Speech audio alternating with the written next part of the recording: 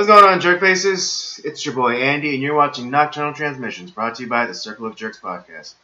It's a conversation you could be having during the day, and having at night. Yes, we are live. We are mostly on time, and we have quite a show for you tonight. Isn't that right, Rob? As always, Andy. As like always. every show's right. Every show's fantastic. Yes, every show is perfect. No matter what. Like we learned from the Lego Movie, everything is awesome. Exactly. Yes. Anyways, yes. I, your host Andy, and with the homeboy Rob. So let's get the conversation started. I guess just a little recap from this weekend. We did we did a recording session for the podcast. I guess we could say it. Yeah, it's a for the 4th of July episode. Oh yeah. Yeah, we just won't get into too many specifics, but yeah, it was a really good time. I think. Yeah, I guess we talk about it, but not so much the substance. But I think this was like the biggest one that we've had in terms of participants. We were able to fully utilize all of our equipment. And it's usually kind of hard to manage, that size of a group. I mean, just in general, but then let alone for a podcast. I think it kind of went okay though. Right. Yeah. I mean, I think my biggest worry was just kind of like trying to bring order to chaos, but everything went off smoothly, and there weren't too many, there wasn't too much cross talking or side conversations going which kind of tends to happen naturally in a big group, but I think because we were very focused on our task that we had set for ourselves in that episode, we were able to mitigate a lot of those variables. Yeah, I was very happy. Everyone stayed pretty much on task, so that was pretty. I was amazed. Our guests were great, and honestly, afterwards, we after we got done filming, and Andy and I were talking after dinner. It's like that was a lot of fun. we had a good time, and I got like a bunch of text messages from everyone that was on. They're like, "Dude, that was awesome. I had so much fun. Thanks for bringing us on. Let's do it again." So I mean, that's pretty cool. Yeah, absolutely. I mean, again, I don't want to spoil anything for people out there, but it was definitely a good time, and the guests that we had, I think, they were the right. It was a good mix. It was a good mix. Yeah, definitely. Yeah. So definitely be looking out for the 4th of July episode coming. Probably dropping the first Monday of July. Okay. Yeah. Cool. Yeah.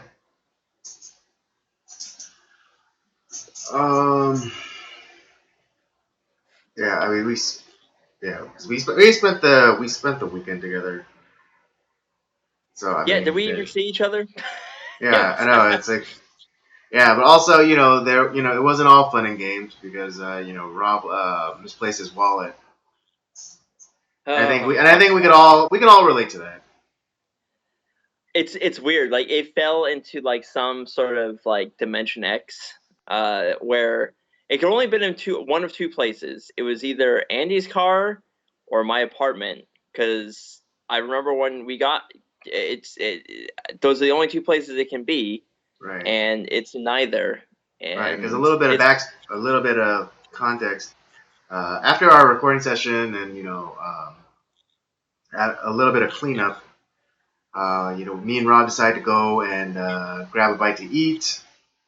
And Rob, being the stand-up guy that he is, he offered to pay for the meal, and so he hands me his debit card to hand to the worker, and then after returning the card to him, that was the last that we saw or heard from his wallet. And the past couple of days, Rob has been searching all high and low for it. Um, and yeah, he and what is it? Being the thorough type of person that he is, Rob wanted to personally inspect my car because he thought because for a second he probably thought I was a brown man and thought I stole his wallet. No, And no. and so he had to personally come and inspect my car. Even though I looked through it 3 times, like in the obvious places and in the not so obvious places. Um, but no, I mean, of course, I joke because I'm kind of the same way because sometimes my dad would say, "Oh, well, I didn't see it." Well, because knowing my dad, I would have to go and look because sometimes he just kind of like opens up something. If he doesn't immediately see it, it's like, "Oh, it wasn't in there," and then I just I go in and I move like something and it just happens to be like right there. Right. And not that I would think that you've done that, but it's I felt like I needed to do everything I could personally to know that like it wasn't there, because it would have driven me nuts. So yeah, it's not there. Not it's got to be somewhere in this apartment, but I can't find it, so it's gone. Right, because even though Rob's hands were full from when we went to go to the drive-through, if I'm sure he would have been keeping track of things, and even if the scenario played like where he just like left the wallet on his lap, if he'd gotten up, the wallet would have fallen and he would have noticed. Yeah, and I know it didn't fall. I mean, but I checked out like when I first woke up, getting ready for church when I didn't see it, and it's like I didn't see it out there.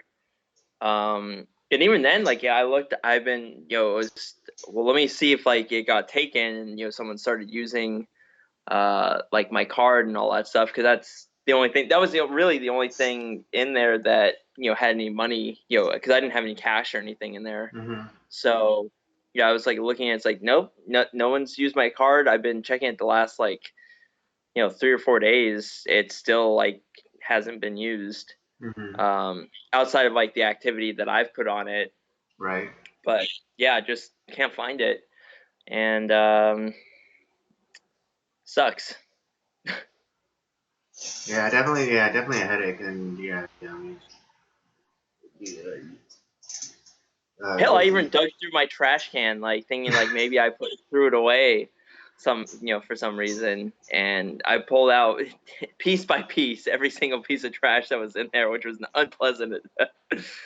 But yeah, it wasn't in there. I can only imagine. Ugh. And then after I did that, I promptly took a shower. That would have been the move. That would have been the move. Um, yeah. So let's. I mean, since we got all the pleasantries out of the way, why don't we get started? Let's get started on tonight's stream. Um, I think. What do you want to do? Do you want because Should we we start with titled this bullshit, or should we Batman, start with beers, and beer? bullshit. So what would you like to get into first? Well, I mean, Batman. We're gonna save for the end, obviously, because that's our movie Yeah. review. So which one would you rather do first, bullshit or beers? Let's get the fucking bullshit out of the way. Okay. All You know right. what's bullshit? All right. What? Yeah. What? Okay. Then why don't you start us off with the bullshit tonight? Okay, so I want to premise this, start off that I'm a animal lover. I love animals. I think animals are great. Right. He's very Yeah, compassionate. yes, I like cats. I like dogs. I like bunnies, all that stuff. I love wild animals. So I have nothing against animals. So let's just get that right off the right off the bat. Um, and but something that does bother me is this something that was, I think, intended for a good purpose has just been gone way out of control, and that's these goddamn was it therapy animals? Right. The emotional And it's support like animals. the emotional support animals. And I say this because nearly every day, at work, people are bringing in their pets into the post office, and it's like, come on, really? Like, why are you bringing your pet with you? Like, you don't need to have your pet every single place with you. Like, it's one thing if like maybe you're going on a walk and it's like, oh, or like you like, oh, well, I'll just drop off this letter really quick, and you just you drop it off, whatever, no big deal, right? Mm-hmm. Or but no, it's like it's what they had to do is like they're sitting there waiting in line because they had to mail out a package. It's like, why are you bringing your goddamn dog with you? Now, some people that show up, they need an emotional support animal because their heart is going to explode because they have like literally you can see like when stuff doesn't go their way, just the anger that is coursing through their blood. So it's like, you know what? You need that dog with you because that's how you not kill everybody. But 99% of the people that show up, it's just like you're an asshole. That's what it is. And it's like you use this emotional support animal just say like just so you can bring your dog or your pet or ferret or whatever the fuck with you at all times. The worst case, however, was this lady brought her dog in a stroller, and her toddler was outside of it, like kind of, and she was like hanging on to him. It's like, why the fuck isn't he like? Why is this situation turned around? Why is the dog in the goddamn stroller, not the kid? Because it wasn't like it's not like he was a 5-year-old, like where it's like you don't need a stroller, but like he was like maybe what 2 and a half, Uh huh. and it's like give me a break. What is this crap? It pisses me off a little a little bit. Yeah, I mean, a part of me, can't help but, respect people who game the system, but there are limits, and there's a thing called decency, and like you have the you have the veteran who has PTSD who needs an emotional support animal because every like door slam or loud noise could potentially set him off or whatever. But when you take it when you take it to like these ridiculous extremes, like I remember hearing about a woman who's trying to bring like an emotional support like lizard, like iguana or something, onto an airplane. Oh my, yeah, you told me about that story. Oh my god. Yeah, it's It's just so it's like at a certain there's like there's just no more decency in this world, it seems. well here's a couple things too is like one, if you can't fly without an animal with you, you Mhm. shouldn't be flying for one. Um Number two is the fact is that you're all okay. If you really do have a problem, which is fine, people have problems, got it, and this is the outlet. But the other thing is like you still have to. live among other people. And for a lot of other people, it makes them uncomfortable. There's people that are scared of dogs or scared of whatever wild creature that they want to have as their support animal. Mm-hmm. And the and that's it's nothing against them that they need that, but you also have to think that there's other people around you too. It's this very focused on the self kind of thing. Mm-hmm. And to me, that's an abuse of what this is meant for. And so now everything is like, well, I need my goldfish because if I don't have my goldfish with me, I might just stab everyone in the room. It's like, no. Or it's like, I might have a meltdown because, when someone tells me a fact about something that I don't like, it's it's just getting to the point where it's like I'm fed up. It's ridiculous. Mm. Yeah. Yeah. It's just. It's no longer. Yeah. This. People. It's this. Our culture has become so inconsiderate. And I think. I think lazy too. Just in like kind of ripping off what you said about flying and travel like that. Back in the day, you see pictures of people traveling, and that they were dressed in the nines. They wore their best. Everyone was uh, again looking their best when they travel. But now, when you go into the when you go to the airport, people are wearing slippers and sweats and and I understand like to a certain degree, it's just more about expediency because like because with like all of the security theater basically that goes on, with like the pat downs and like the wanding and things like that. It's like it's a little bit more convenient, than having to like remove like your jacket and your tie and this that and have to untie your wingtips and all that.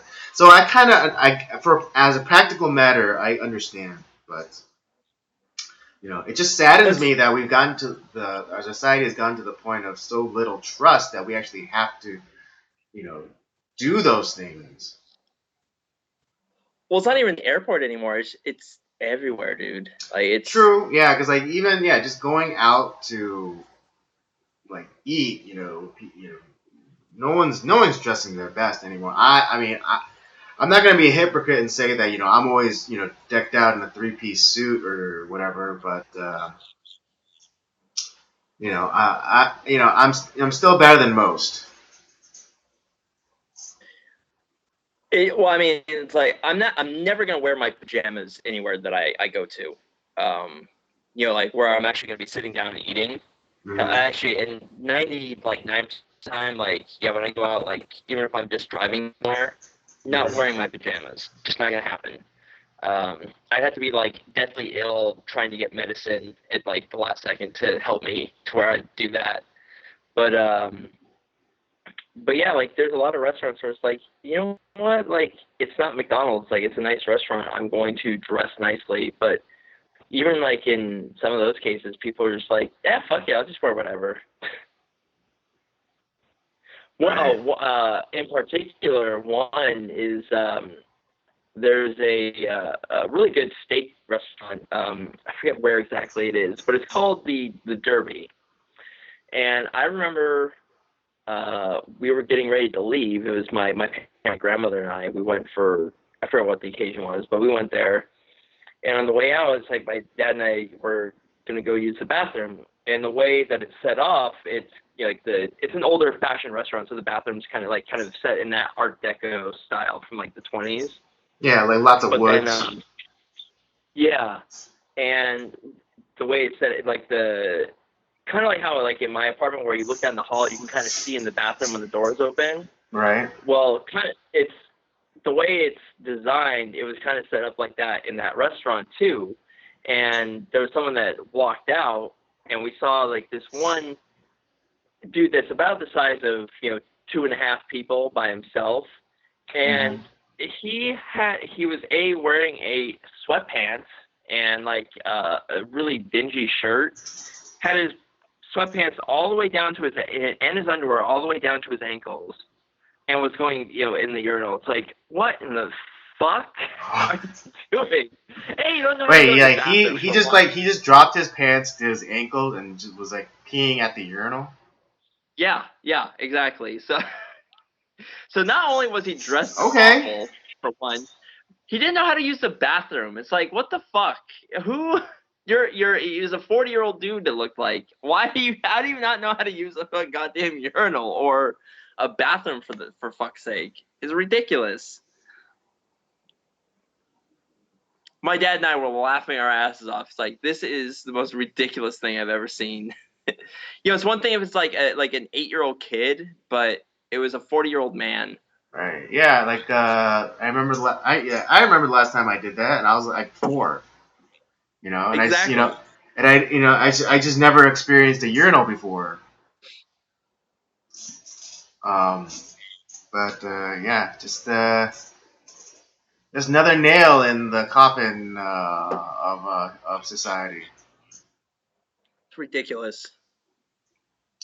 Yeah.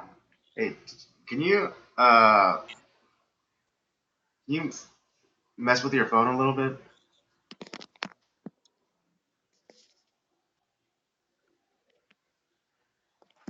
Okay, that didn't help.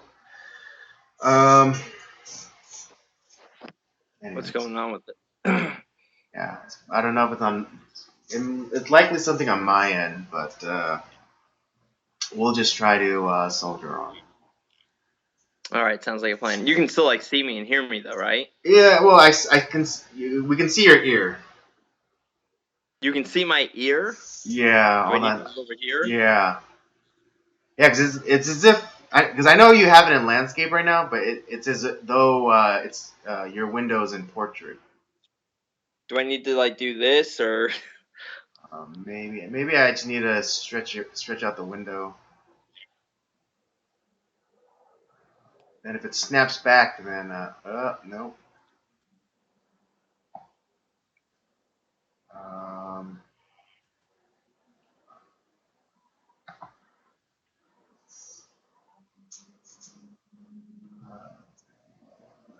anything else you want to add to? No, that was pretty much it. Yeah, I support therapy, support animals. It's getting ridiculous, and know how to go pee and dress nicer. Right? Yeah.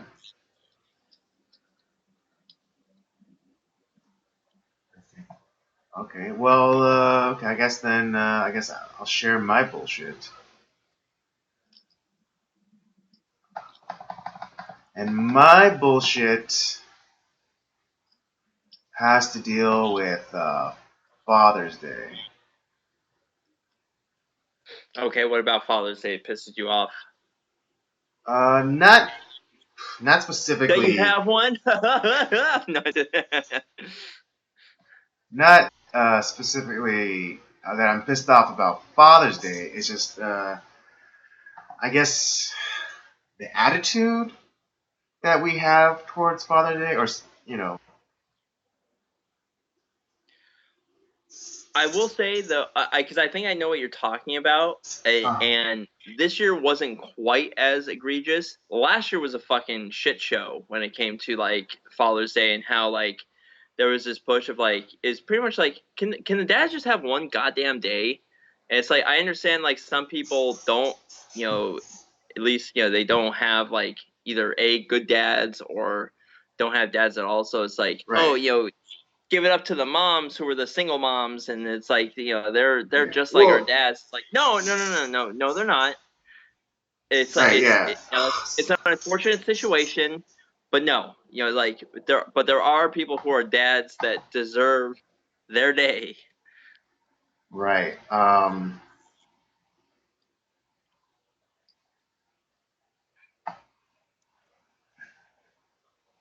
Yeah. Well, my gripe is okay. This past so those of you who know, this past Sunday was Father's Day, and And my church, did a very nice thing, and they created this video, where they went around and asked the wives, and the children of the fathers, uh, at my church, it's like, oh, what's the best thing about daddy? What's the best thing about your husband? That kind of thing. One of those montage Right. things. But the young men that came up to, who created this clip presentation, they were, they were being so obsequious, to like the mothers. Just like, oh, like, hey, like, oh, we have this clip that we made for the fathers, and it's like this, fathers are great. It's like, oh, but not that mothers aren't, great, and not that they're not important, and It's like, yeah, exactly obviously. my reaction exactly. And I mean, not to fault these young men, because they're good kids, and I already but have it's a just, headache listening to this. what was it? I already have a headache listening to this. I know, I'm with you.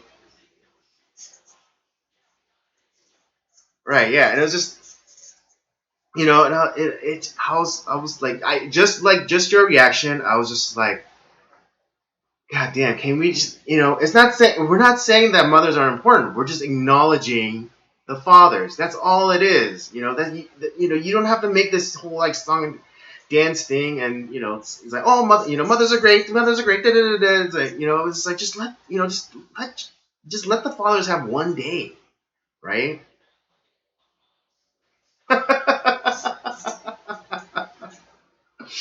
Ooh, that's a pretty spicy take there. I disavow. Um, But no, that's what people probably think, that like just because you acknowledge like the dads on their, on one goddamn day, but if we don't give, like the moms like even like a slight bit of like, it's pretty much saying fuck moms. They're worthless.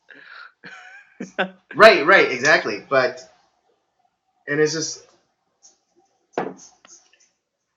it's just, it's like, why can't you just give fathers just like one day, because I mean they already work more hours, they already do, some fathers, they sometimes do more dangerous things, um, you know and it's not as though, like, because the days where the wife is waiting at home with the slippers and the martini, those days are over, and no one's calling for those days to be, make a resurgence. But it just be nice for the fathers to have one day where they're acknowledged, and all the things that they do are recognized, Yeah. right? But yeah, I had the exact same response that you did. I was just like, God, just it's like, Happy Father's Day, Happy Father's Day, brought to you by mothers. It's like, oh, Which would be fine if it was like the moms that were doing it, but it wasn't. right, exactly. It's like, Happy Father's Day, the other Mother's Day. It's just like, Well, hell, that was like what last year was pretty much right, like yeah, where those ads, yeah, where it's like Father's Day, it it's was like, it oh, was it's like, all thanks, about like the mom. single It's like, moms who were, it's, right, it's like, well, you would have had a father if your mother, made better decisions. which is, because it wasn't, because those ads were not targeted at like moms who are widows. It wasn't any. It Right, was nothing like exactly. that. It was all like the tough moms, the single ladies who chose to venture out on their own, and like they wanted to have kids on their own and all this stuff. It's like, yeah, you're a fucking idiot. Right. I mean, it's kind of like the AOC thing where she says like, "Oh, my mom was a single mother and stuff." It's like, but she leaves out the fact that her father died when she was an adult. Yeah. It's just like, it's like, well, maybe not an adult, but like a young adult. Like she was probably like, I think she was like like maybe just graduated high school or something. Right, But which is still like not. It's still tough to go through, but like mhm. the fact that it's like, oh, but well, maybe I will say this because she didn't leave the house until she was 29 when she became a congresswoman. So True. pretty much like my mom raised me until I was 29. Yeah, Right. But I mean, but it wasn't like she was like 4 years old and like she barely knew her dad. Like, and exactly. Yeah, I mean, she benefited like crazy because he was an architect, and they were able to live in like that nice neighborhood and upstate New York, and when he did die, they were able to sell their house at like a profit. yeah, To move back and to basically move back to like the Bronx. But I'm getting a little she's one of the sidetracked. biggest But liars anyways, I've ever yeah. seen. But on the opposite side, Yeah. how condescending is it that you constantly have to mention women for the sake of like their feelings? Because I mean, I know the women of my church. I know like the mothers um, at my church, and they're all strong women, and they don't need to be placated to or kowtowed to. And I'm sure that's that's true of all moms. You don't they or it should be they don't constantly have to be condescended to, and also be mentioned. It's like because I know that they're, or at least the women at my church, I know that they're completely secure in themselves, and then and they love their husbands, and they can go one day without having to be pandered to.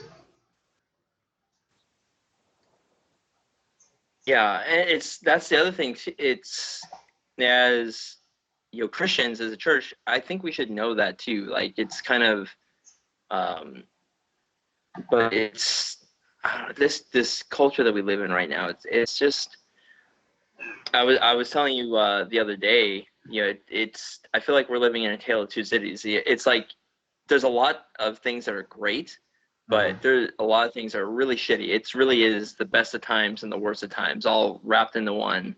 Hmm. Yeah, absolutely.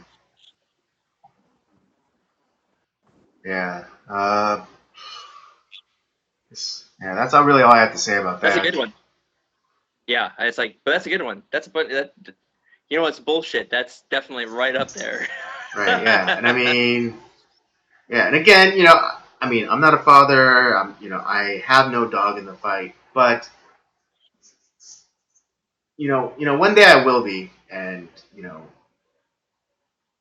and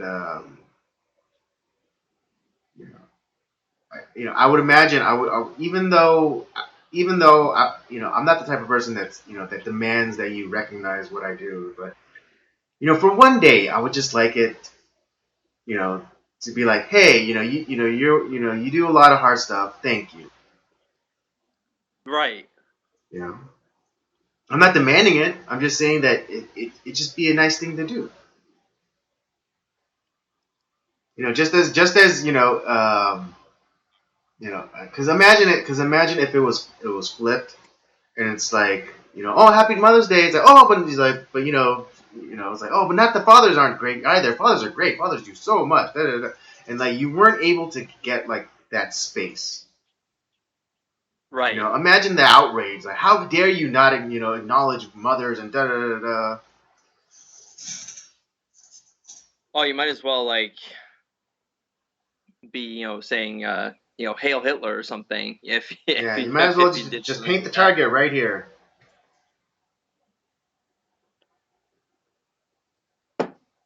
Ooh. Well, all right then. Woo.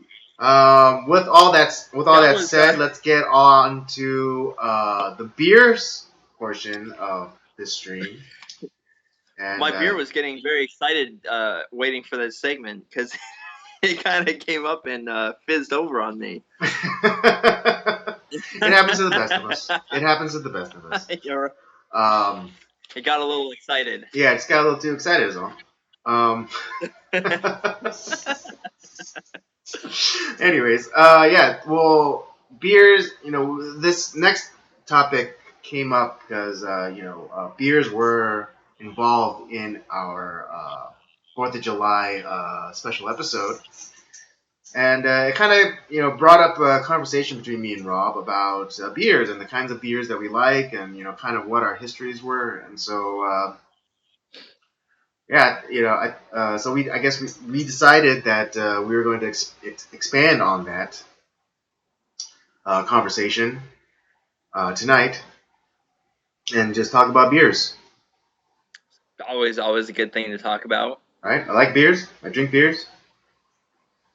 Probably Beer's still, great. still gonna drink beers. Yeah, exactly. So our conversation went, and I'll re-ask this of you, Andy. It's like,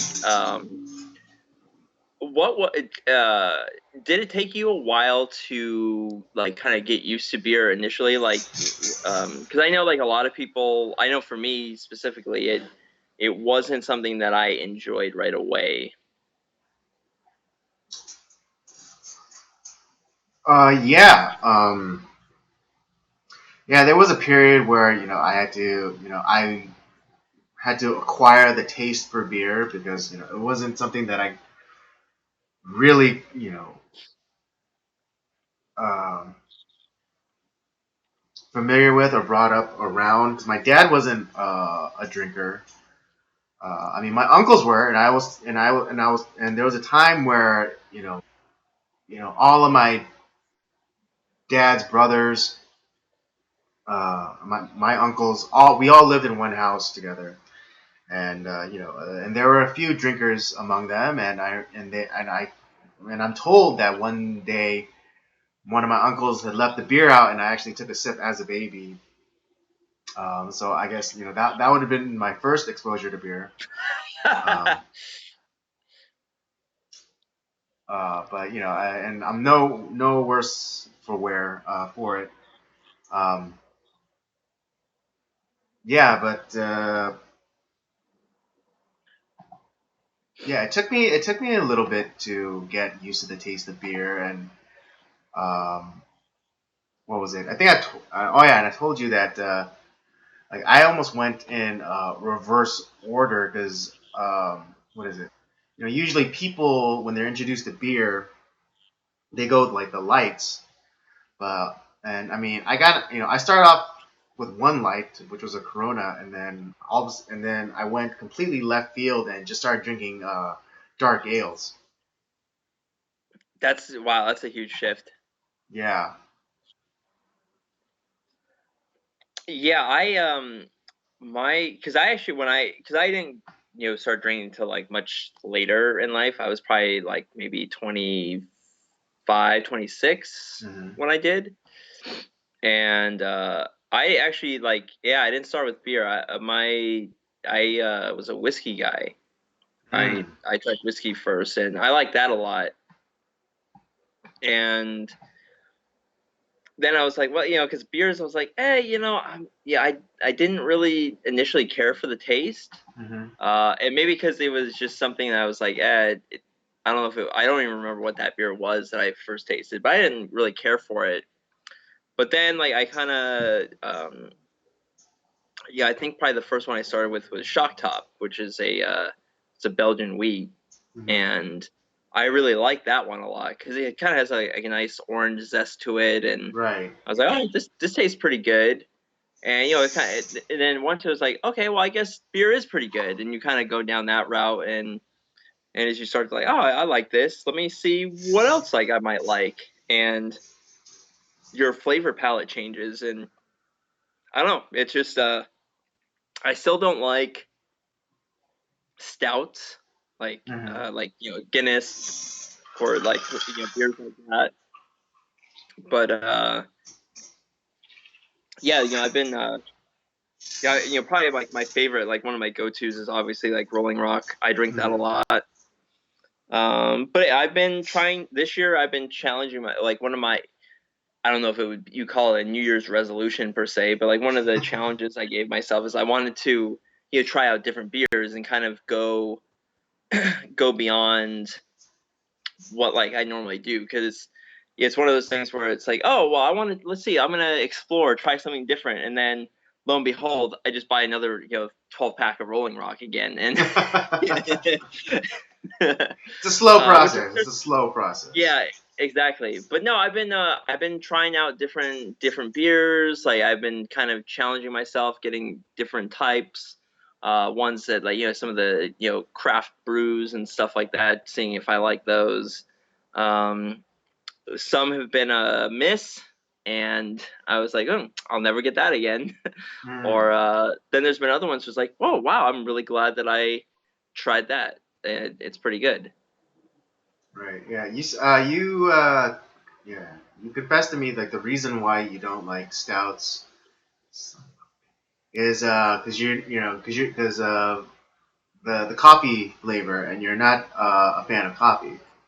Yes, that's the main reason why. Because I know, like, the first thing I taste in Guinness when I drink that, I can taste the coffee right away. And, like that flavor overpowers everything else in that beer.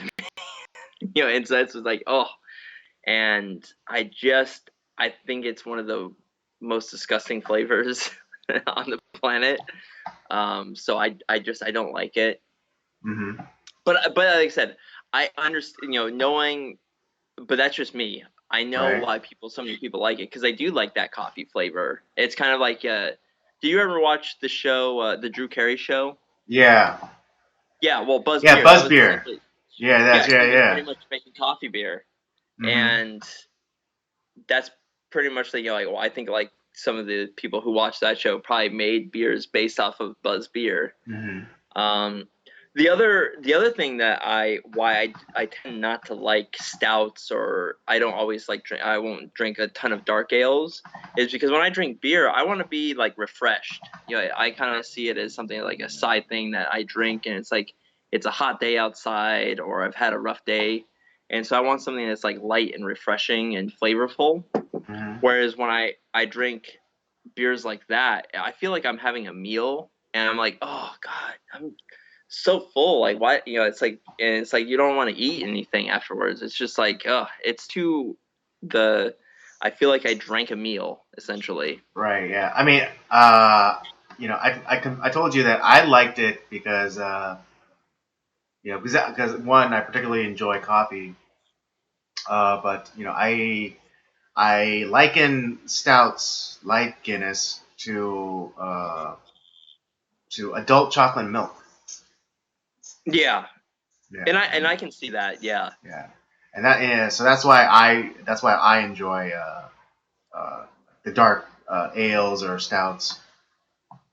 Now, one of the few that's like a dark one that I like, that I drink fairly consistently, is the It's Not Your Father's root beer. Mm-hmm. But hey, because it really does taste like root beer, like a really good root beer. Mm-hmm.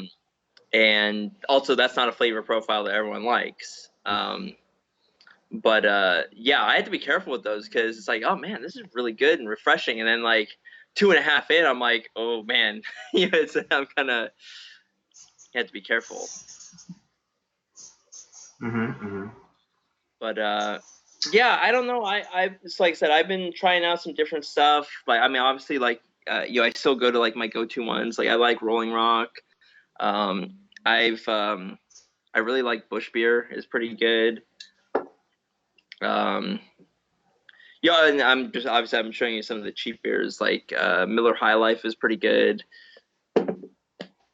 Um, but yeah, I've been exploring some of the craft beers this year. Like we tried when Eric was on the podcast, we tried out that one beer that was in that like bottle Yeah, that the I Allagash. put out for us. Yeah, the Allagash Tripel. That, and we all like that. That's a oof, man. Yeah, that That was a good one. that's Yeah. a nice punch.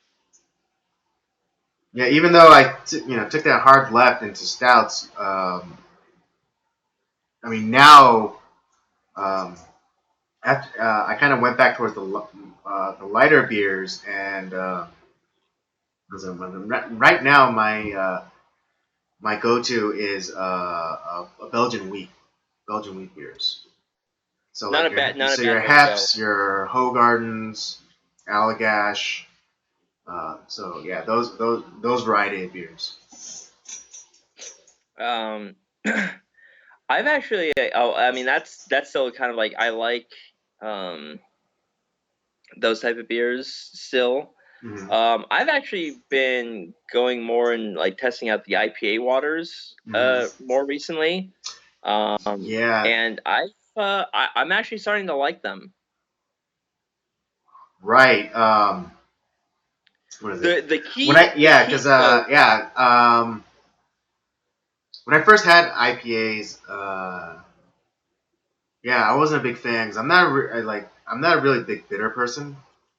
And for those Oh of yeah, it you, was awful the first time I tried it. anyone who knows about IPAs, they're super hoppy and which makes them like very bitter. Um, but just a couple of weeks ago, I had a pretty good one, a local one from El Segundo, maybe Lagunitas Lagunitas, IPA. yeah. And it's funny because I remember having it before, but for some reason this time it wasn't, as bitingly bitter as I remembered. And what was it? I think was it you who said that, or I don't know who said it, but like someone I heard that you have to drink IPAs like near like freezing temperatures Yeah, that's to what I was telling you. It's like that. right. That's the Yeah, key that's exactly. to dry out the. That's where you get all like the fragrance and the flavor that they're intending you to have. Is you need to Mm-hmm. drink those as cold as possible, and that's why and those actually will get you pretty messed up quickly because if you're having to drink them when they're so super cold, you're almost like having to like really get them down Mm-hmm. because once they start to warm up, that's where the hoppiness comes out and it's Ah, not as flavorful. And okay. it's kind of like that's where it's like, oh, this is disgusting. It's like semi warm IPA Mm-hmm. is terrible. It's awful. Yeah, maybe that's what it was. Because I mean, I remember having it like cold, but still kind of being bitter. But like maybe just even though they were like sitting in like the refrigerator, but maybe they weren't just getting to that ideal temperature. I think the ideal way to drink those is like out of a keg in a frosted glass, so it's at that peak cold temperature for and when you try it when you have it that way, Mm-hmm. boom, it's great. Mm-hmm. Um, Mm-hmm. but yeah, so I've been going down that route a little bit more. Like some of the basic ones are like the Sierra Nevada Pale Ale, which I really like. Yeah, Lagunitas is a pretty good one. The Stone Brewery they have some pretty decent ones. Um, so yeah, I mean there's some good obviously, and that's kind of like the big trend is a lot of these guys are making IPAs right now. That's where it's at. Right. Yeah. Yeah. Because Hell, I even some actually in the in market, Austin. yeah, I have or not like the supermarket, but just like the market, like economy. The, yeah, the Yeah, craft there's beer like guys are starting to like make the IPAs. space for IPAs is exploded. Right. So yeah, I don't know. It's been an interesting year. I found some new beers that I really like. There's been other ones I've tried where it's like we'll never get that again. Um, but you know what? Like the old classics for me that I really like. I'm never gonna go away from them. Mm-hmm. Mm-hmm. All right. Anyways, all right. Let's get into the last of it because Rob has a tight schedule tonight. He has to get to sleep early because he has an early morning tomorrow. Yes, sir.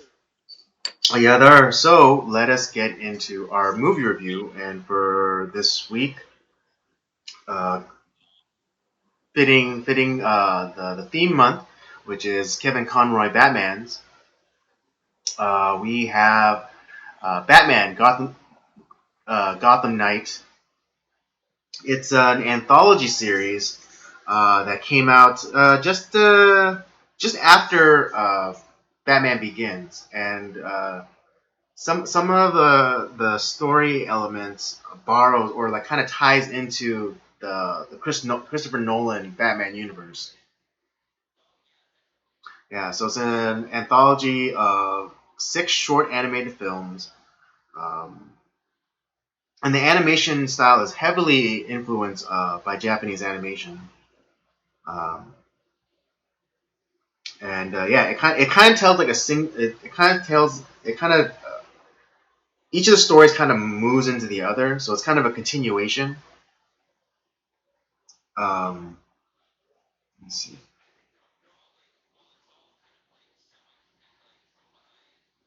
Watching it, like it felt like yes, like characters were connected and like it was a continuous story, but it also was telling different stories within that. So like, um, you start off with like kids telling talking about Batman and like their recollection of like how they perceived Batman, Mm-hmm. and it had to do with like I remember who like the bad guy was in that, but then it's like you have the clash between two warring like mafia groups. Right. Because Get like you were saying, it starts off with like these kids who are who kind of have like these experiences with Batman, and like each kid has like it's like their own take on it. One saw Batman as like the supernatural kind of ethereal shadow creature, and another one saw Batman as like this, just like half man, half bat creature, and another one saw him just as like a robot. But right. yeah, they were like, but yeah, Batman was chasing after this one guy, clad in black, and then which then transitions over. Yeah, and the first story is called "Have I Got a Story for You?" Yeah. And yeah, and that's kind of how it goes. Where the kids are like, "Oh, well, I got a story for you," and they tell their story about their encounter with Batman. But so the bad guy in question gets captured, and it transitions to the next story, which is called Crossfire, which is a story of two Gotham City detectives, and they're tasked with returning that captured a bad guy from the first story to Arkham Asylum. And there's like one of the detectives. Uh, he sees Batman as a vigilante and a menace, whereas his partner doesn't, and she says like, "Oh, well, I was born here. You don't know how bad it is." Batman actually, gives hope to people, and and then tying kind of back into Batman Begins, where if you guys, I don't know if you guys remember, but when Ra's al Ghul, attacks, he uses the inmates at Arkham Asylum inside kind of a low income, poverty strict, crime ridden section of the city called the Narrows. In this cartoon, it kind of piggybacks onto that, and where they kind of quarantine off the island where the Narrows is located, where Arkham Asylum is located, and they kind of just give it over to the inmates and make the entire section of that city Arkham Asylum, basically. Yeah, and because well the it's connected with like Batman Begins. There's also that's kind of the idea behind the Batman Arkham games too, which was also Mm, a Kevin Conroy acted video right. game. Mm-hmm. And they had Arkham Asylum, but the second game was Arkham City, and that's kind of essentially what they did. Is they turned a section of Gotham into Arkham, Mm-hmm. and it's kind of like that was kind of what that reminded me of because they were telling us like, yeah, whatever you do, don't stop, go right to there. Like Right. all the Because citizens here are inmates, right. Yeah. so Because like just the bridge into like the Narrows, the new kind of like Arkham City. The cop says like, "Oh, it's like whatever you do, don't roll down your windows. You just keep driving all the way until you get to the administration building. People, people here are not citizens; they are inmates. Treat them as such. Um, yeah, but uh, where the title comes in, Crossfire, is these two mob bosses. A mobster by the name who just seems to go by the Russian, Yep. and Salvatore Moroni, which again, it's kind of a callback to Batman Begins. Batman Begins. No. Wait, Moroni? No. No. Yeah, that was the mob boss in. Right, but it's more of a callback to The Dark Knight because Oh, Sal that's Moroni right. is the Yeah, one that you're right. takes over after Falcone.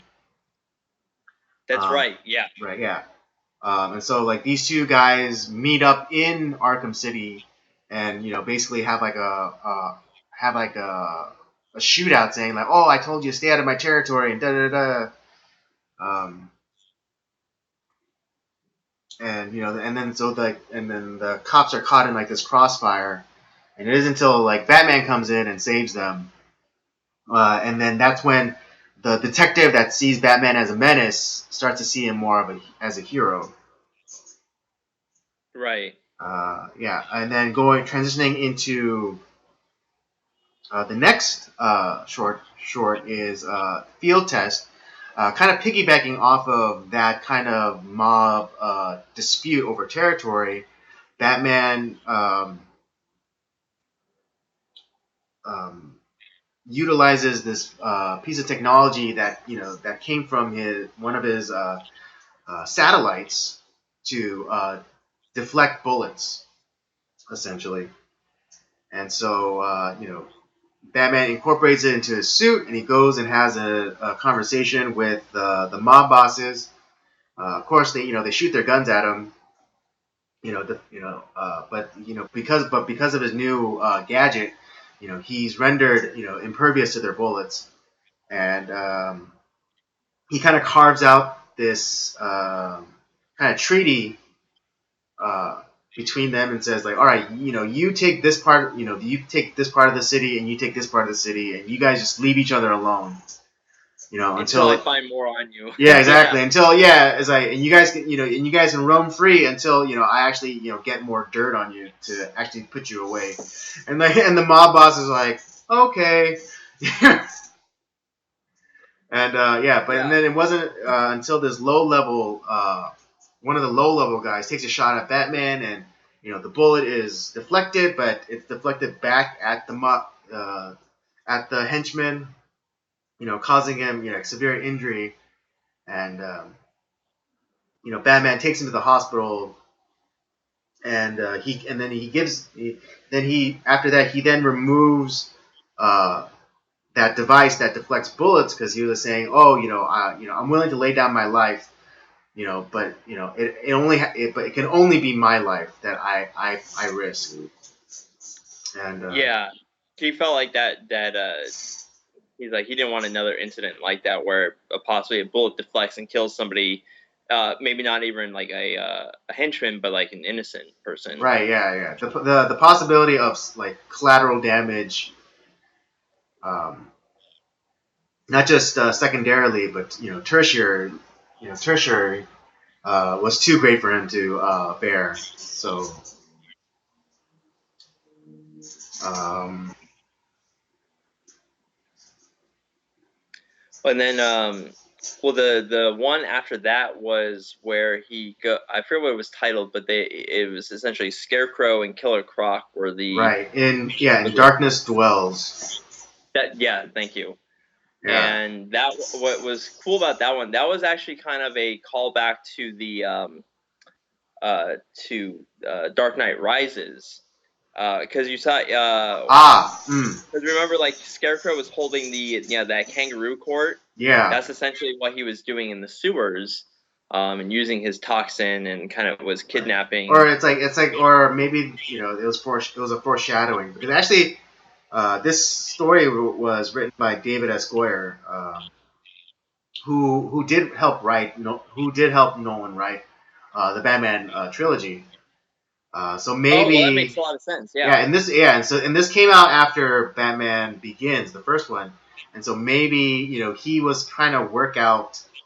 Maybe he took elements of this short story and suggested them to Nolan for Dark Knight Rises. That makes sense actually. That's Yeah, obviously we didn't get Killer Croc in that trilogy, but like the idea of yeah, that makes a lot of sense.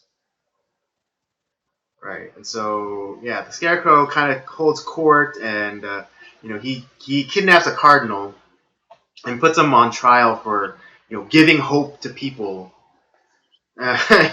Taking alleviating people of their fears. And Right. so, him being the Scarecrow, if any of you are familiar with his MO, it's all about fear and inducing fear and what have you. Um,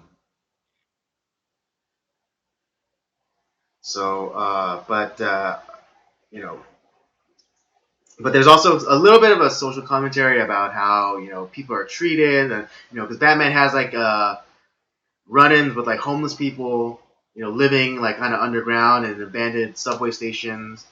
And I remember like one homeless person, kind of has like this really quick conversation with Batman. It's like, hey, what are you doing down here? It's like, aren't you supposed to be up in the sky, looking down? And then Batman kind of goes like, well, I go where I'm needed. And then like just as Batman is about to leave the area, the homeless guy calls out to him and says, hey, what does the city look like from up there?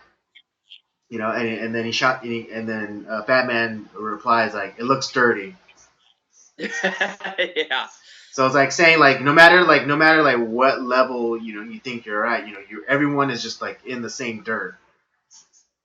Right. He didn't like, make it where it's like listen, it's all bad. It doesn't matter it doesn't matter if you're in the sewer or up top. It's disgusting. Yeah. Um, yeah. Which yeah. And so Batman is able to get the Cardinal to safety, but he does take a hit, which then flows into the next story, which is kind of a kind of gives backstory uh, to Bruce before he becomes Batman, and it's called Right. Working Through Pain. And it's a kind of it's kind of like the story that happens between when he gives away his coat and goes on to stows away on that ship to go begin his education in like the criminal underworld and things like that. And Batman Begins. Um, but he volunteers at this relief organization, and he's kind of like an emergency room orderly, and he's like he's in the middle of some sort of conflict, and he sees people like writhing in pain because like the doctors are trying to get the bullets out of them, and so he realizes like, oh, if I'm going to fight crime, I'm gonna get hit sometime, so I have to find a way to manage the pain. Which then takes him to India and to seek out um, a spiritual leader to help him with like meditation and prayer, or not prayer, but meditation and like controlling of of one's mind to manage pain. But the initial guru, what's the word I'm looking for? Dismisses him because he's saying that, oh, well, you're not being honest with me. You're not doing this for like self improvement or enlightenment. You're lying to me. Yeah, they rejected him. Yeah, right. What they called like the Freaks or something like that. Yeah, or like the title is, I think, a fakir. Fakir, yeah. Yeah. They rejected him, and so he is able to find an acolyte of theirs that like that was cast out in exile, Right. who like studied under them, and kind of for the same reason was exiled because Right, for she dishonesty, or for not just being, yeah, or not disclosing certain aspects. Well, yeah. So But like a guy takes him to this woman named Cassandra, who is hated, feared. Sometimes all at the same time. she was Be, exiled because she disguised herself as a man to make it into this group. right. She pretended to be a boy so that she can go and learn these techniques and learn under this fakir. But when it was found out that she was a girl, she was a girl. Her family disowned her, her village disowned her. People kind of regard her as a witch, and so she takes Bruce under her wing and begins to teach him about disciplining his mind, uh, and about like different pain. There's like the physical pain, and then there's like kind of the emotional pain. And it's not until there's an encounter with some ruffians in the town that she lives in, where you know Bruce is able to showcase his what he's learned, and he takes like some pretty brutal hits from these guys, but he's able to not uh, react not react to the attacks, and dispatch them. Uh, Yeah, but it wasn't until then that Cassandra then kicks him out because because he's learned because how she says like, oh, you learned what you came here to learn. There's nothing for me to teach you. And Bruce was thought that he had failed. But Cassandra says like, no, no, no, it was I who failed you because I wasn't able to help you with your pain. Obviously talking about his emotional pain of or the guilt that still weighs down on him for his parents' death. yeah, and uh, that was what was it?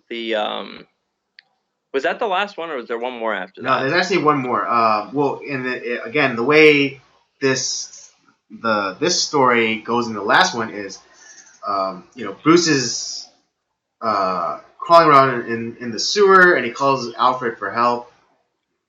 Oh, that's right. Right, Okay. and then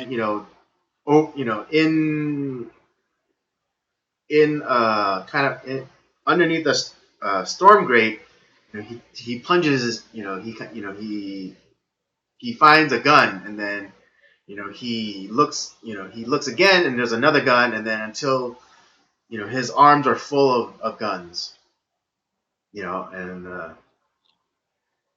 it's kind of funny because I thought it was pretty cool when Alfred shows up and says, "Oh, it's like, oh, Master Bruce, give me your hand so I can pull you out." And then he has like an arm, full of guns, and it's like I can't, Yeah. you know. Um, okay, and then the last one is called Deadshot, and this one introduces the character of Deadshot. A You very know, cool character in the Batman yeah. universe. For those of you not know, he was played by Will Smith in the Suicide Squad movie, but in this one, he was played. I forget what his actual name is.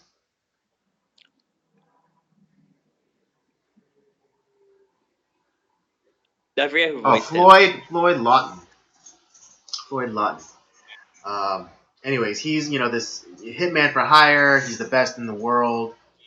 Um, and he's tasked to kill Commissioner Gordon, or so we're led to believe. By the mob. The mob hires him to kill Commissioner Gordon.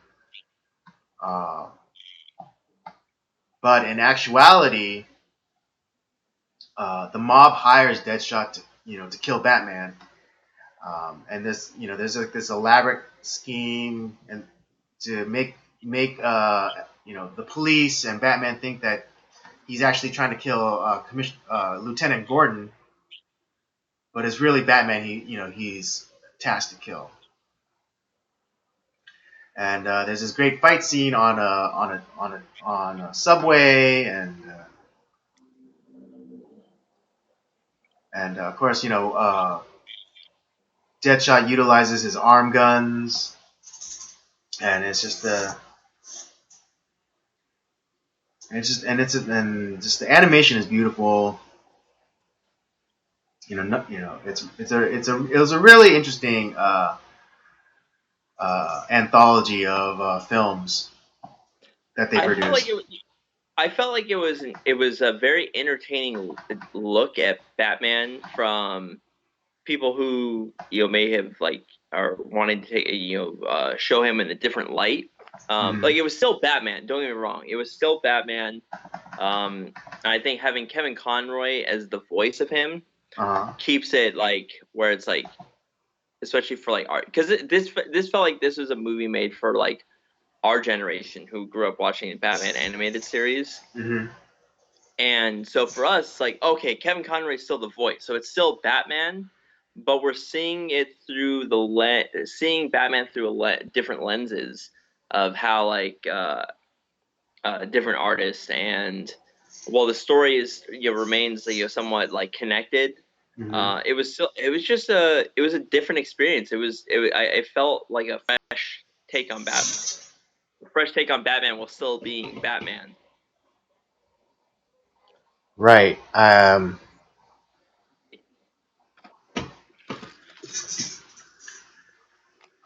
What is it? You're right. Because it's kind of like in the same. It's kind of the same vein as like the Animatrix. Um, there was that was also an anthology of movies that kind of gave context and backstory to the Matrix films. It was just this was just like Batman. Uh, maybe in a different animation style, but like it was giving us a greater context for Batman. Mm. Yeah, what would you Was say there? was your favorite short? I was just gonna ask you that. I think I like the one with It's between the one with the scarecrow and like the one where he's testing out the magnetic deflection device for the bullets. Okay. Those are the two I enjoyed the most. All right. Okay, so you liked Field Test and In Darkness Dwells. Yeah, those are my two favorite. Okay.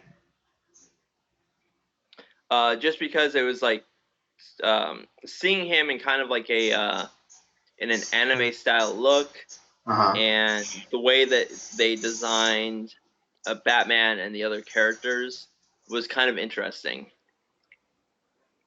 Yeah, it was kind of weird for me. Like when he was in like the bat suit, like actually being able to see his eyes, that was kind of weird. But if you really think about it, then I mean, obviously, like in the in the animation style, we see like the whites, right? It's kind of like Yeah, yeah. we don't necessarily see his eyes, but in Mm-hmm. reality, you technically kind of would be able to see his eyes, right? Right. Yeah, I And mean, and it would just kind be of like in any Batman film where, you know, yeah, because like there's no whites over like like Tim Burton's Batman or Christopher Nolan's Batman. You just see the eyes, but being that it was still in animation, it's still a little weird not to see the whites. right, yeah, I'll admit that. But as far as like the design of Batman, the suit, um, and everything else, like it was just I thought it was great. I kind of liked the different takes on like what Batman looked like, Hmm. and I'm like I said, I'm still like because I watched this morning, so I'm still kind of like process it. I can't even say that word. Processing everything that I Hmm. watched, but overall, like I think it's actually pretty cool. Like just seeing how much because it felt like these guys they cared about Batman. I felt like everyone, all the artists, all like the writers did him justice, Mm-hmm. but it wasn't like the other thing I liked about it went into like kind of the other gallery of villains and stuff to deal with. There's no Joker, there's no kind of like the common ones. It went more towards because Killer Croc. I mean, we know Scarecrow, but Scarecrow's not like a main guy normally. Right. A Deadshot, like I don't think he's been in. He was never in the animated series for one. I don't remember him being No, in not the that I can animated recall. series. He wasn't in the Christopher Nolan films. He hasn't been in any Batman films. I mean, I guess you could say Suicide Squad, but I mean that's pretty. That's about it. Like he was in the Batman Arkham games, but yeah, it's kind of like and Killer Croc, same thing. Like he was in the animated series a couple times. He's in the Batman Arkham games, but outside of that, like, oh, and then he was in Suicide Squad too. But really, not a whole lot of Killer Croc stuff either. So it kind of going through, seeing some of the alternate like villains and seeing some different takes on Batman was great. Mm. And if Batman felt um, fresh and new again Mm-hmm. watching this film, which is great, and seeing something we haven't seen before. Right. Yeah, I definitely enjoyed that the through line throughout this entire anthology was that it was Kevin Conroy's voice as Batman, and also like in Field Test, where we saw more of like Bruce Wayne, where and then you got to see kind of like the shift in voice, kind of like in the early Batman animated series, where there was a distinct voice for Bruce Wayne and Batman. Mm-hmm. It was nice to see that in the Field Test uh, short, where like when he was Bruce Wayne, he talked a little bit softer, a little bit like a little bit higher register, and then when he was Batman, he was a lot more like grizzled and and kind of gravelly. Here's the other thing with that too. It's like it was great because yeah, Kevin Conroy as the voice, it kept everything kind of like it kept like an inkling of familiarity. Mm-hmm. But Kevin Conroy did it from each of the different shorts. Mm-hmm. You could tell he played the part slightly differently. I mean, it was still Batman, but yeah, in that Field Test, you saw more of like the kind of like Bruce Wayne was more the softer kind of like you know um, kind of naive playboy kind of side, but he's still calculating everything. He knows what's going Right. on. Yeah. He's just taking in clues and luring people in. And you have the gruff Batman, but even in like the different like Batmans, you had like different kind of gruffness or like different takes Mm-hmm. on Batman, and I don't. Kevin Conroy did a fantastic job. Like he's a great voice actor. Mm-hmm. He is, to me, he is the best Batman. Agreed. Yeah. Agreed. I mean, no argument for me. Um, it's just goddamn, he is great. Mm-hmm. Well, the other thing that and a little bit of a side note, like because it looks like they were wanting to do. I heard that there's inkling that they're looking to do more Arkham Batman games, Mm-hmm. and because there was I guess there was some like movement in that company for like because this is also the group that made the Arkham Batman games. Also, they recently worked on. They did the new Spider-Man game that came out on PS4, Mm-hmm. and they added like some. I think they added some like people to their group, and Kevin Conroy tweeted them and says like, "All right, let's get to making some more Batman Arkham games." Like he was ready to go. Like Oh, nice. it's like he loves that role so much. Like he wants to continue playing that part, and like putting in like new ideas and stuff like that. And there was talk of maybe like they're gonna do like the Court of Owls with him, is like the next one, which would be great. Because I think Mark Hamill retired as doing like the Joker. Because after Arkham City, yeah, it was kind of like he was gonna retire as doing the voice of Joker. But yeah, I liked what Kevin Conroy did in this film. He was still playing Batman, but he was kind of doing different stuff with it, and I felt like he was able to explore different ideas as Batman in this movie. And yeah, I don't know, I liked it a lot. I think it was kind of cool. I probably want to watch it. I want to watch it again just to kind of really maybe catch some stuff that I didn't see before. But I felt like everyone that like did the writing and the artwork, the animation, they liked Batman. They cared about Batman. I think they all handled it differently, but well. Agree. Yeah, I knew you'd like it. Yeah, this is a great recommendation. I think I'll recommend the last one that we do, which is I think we'll like the last one that we do on this one. Okay. But man, I was surprised at how I remember there being like a couple that I never saw, but there's a lot of them that animated film or the animated series Batman that we haven't seen. There's like a lot of them, which is great. Yeah, it's kind of doubling back on what you said about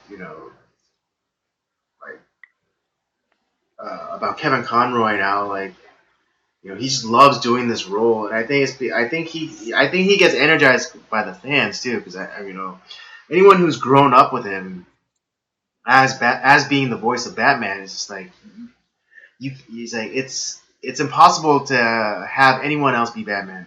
I mean, credit where credit's due. I think Bruce Greenwood and Jason O'Mara, they do serviceable they do serviceable work as the voice of Batman. But there's just no beating Kevin Conroy. Yeah, and that's and I don't want to crap on the other people who've taken on that role recently with the new like animated Batman series, Right? because Yeah. they do it honestly. Like when I hear them, it's like it sounds off to me, but at the same time they're doing a good job. They're doing a great job. Yeah, they are. But it's just it's that to me it's a personal thing at this point because that's what I grew up with and I just. Yeah, I have to send you the link for Rob Paulson. I mean, anyone who's a fan of animation knows who that is. But he's his credits are as long as my arm and even longer. But Rob Paulson, he does like this show with like the Nerdist channel. And he actually had Kevin Conroy on and had him read lines from The Dark Knight. The Christopher Nolan. Yes. Yeah, he I think he had him read the end speech for Dark Knight Rises, or not Dark Knight Rises, just Dark Knight. That is all. Send that to me. Yeah, so I'll have to send that to you. But it's like hearing it in Kevin Conroy's voice, like, oh man. Well, and because everyone kind of shit on Christian Bale as Batman a little bit because they're like, oh, why is his voice all like that? Well, and Kevin and I'm gonna back up Christian Bale's portrayal of Batman, but Kevin Conroy has done this too, because there is a different. I mean, we know it's him, but it's a difference in the voice, and they're going off of and because both of them are more of the gritty style Batman. Right. It's not the Adam West. It's the Adam West 1950s style Batman, and they're going because a lot of that, both those guys took inspiration off of arguably one of the most famous Batman comic series, which was The Dark Knight Rises, or The Dark Knight Returns. which is a when Batman was older.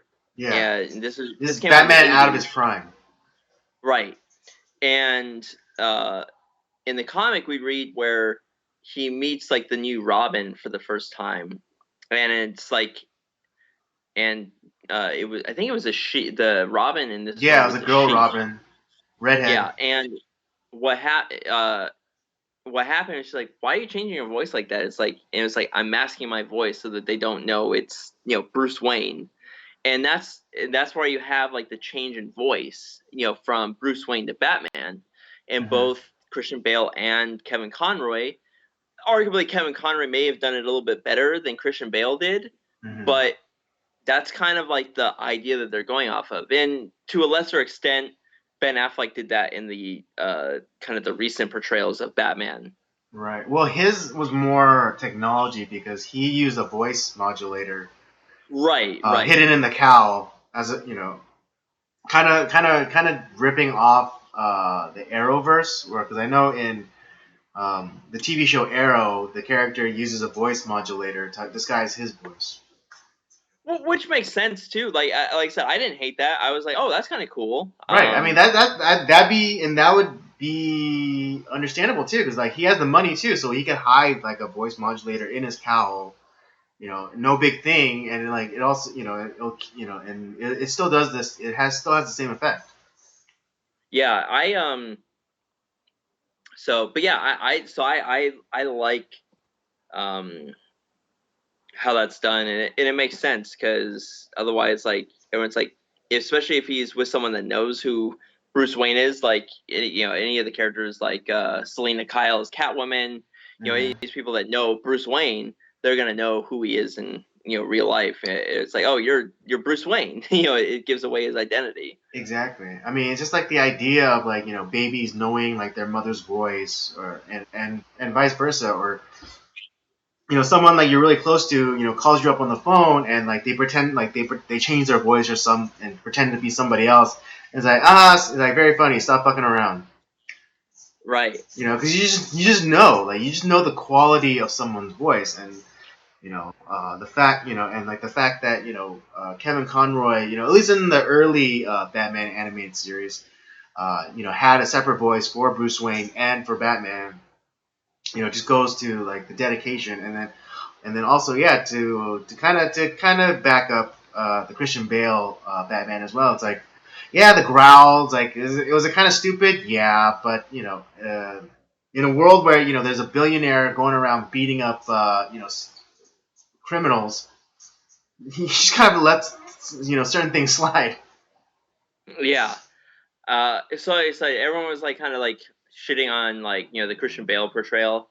Honestly, like of the live action Batman, Mm-hmm. I think that he's the best. I don't know. I would still say Keaton for me, but again, That, that's just like I me. said, I'm probably in the minority, but Mm-hmm. like I said, and Yeah. it's not But saying yeah, but for not nothing me, against Michael. Christian Bale would be second. Yeah, and we were talking about if like they did a live action Batman Beyond, Michael Keaton I would want to have play as the old Bruce Oh, Wayne. hell's yeah, hell's to Yeah, the yeah. It'd be it'd be so great. It'd be such poetic, like justice, like full circle. Like he played Batman in like '89, and now he gets to play old man Bruce.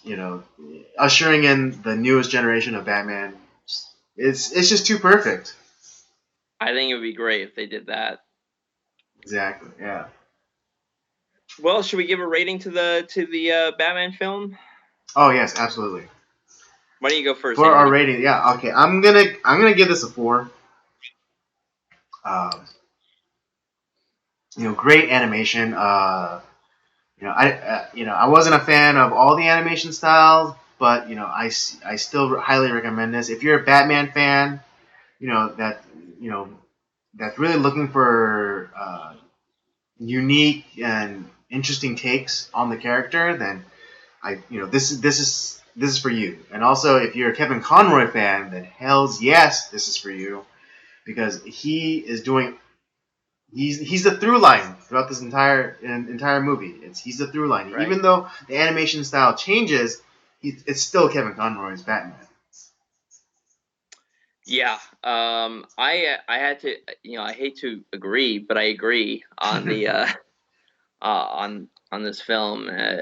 Yeah, and when we do our rating system, obviously, like, I wouldn't necessarily put this 4 with, like, some of the other, like, classics we've done. It's kind of like, I was thinking about how we do our rating system. Is like, we're rating it based off of, like, what it is.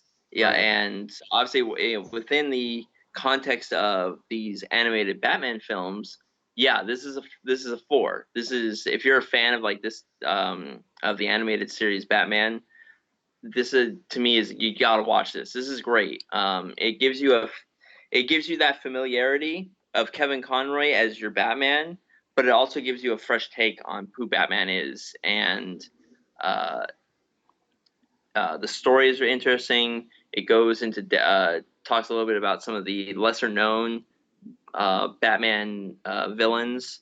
Right. Yeah. And Because what is it? Like Joker or no Joker, no yeah, Penguin, no no Riddler, Penguin, no Riddler, no Mister Freeze. Although Mister Freeze would have been cool. no Uh, Catwoman. yeah, no Catwoman. Just kind of like the usual suspects when it comes to Batman's rogue gallery. It wasn't. They went kind of like they went into like the C team. Like Scarecrow and Killer Croc. Deadshot, yeah. Yeah, Deadshot.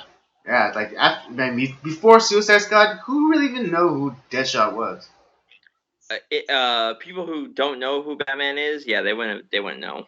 Exactly. Yeah, those who. Yeah, I mean, people who aren't like Batman fans, they would have no idea who Deadshot was. Um, so yeah, I give it But a 4. I think it's great. I think it's a must watch for Batman animated series fans. It's Go see it. What are you waiting for? I know. Stop listening to us. Just go watch it.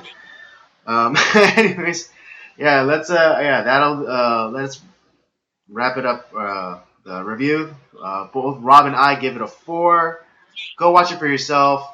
Tell us what you think. If you are a Batman fan, you'll enjoy this. If you are a Batman animated series fan, you will enjoy this. Um, if you just need something to watch, you'll enjoy it. I promise. Yeah. Uh, all right. Well, let's end this. Uh, We went a lot longer than expected, yeah, we but you went a know what? little bit longer than expected, but we're finishing mostly mostly on time, or when we should be. So yay and yay for small victories. All right, that'll do it for us tonight. Thank you for joining us. I hope you enjoyed our the show. I hope you were entertained, you were challenged, you were all the good things. Don't forget to check out the library of other shows, the Circle of Jerks main podcast, this show, Nocturnal Transmissions, and Rob's show, Up by Up Down. Don't forget to check out our social media accounts for updates and behind the scenes goodies. Twitter at PodcastCOJ and Instagram at Circle of Jerks Podcast. Um, and that'll do it for us tonight. And don't forget to come back and join us for next week. Oh yeah. And don't do anything I would.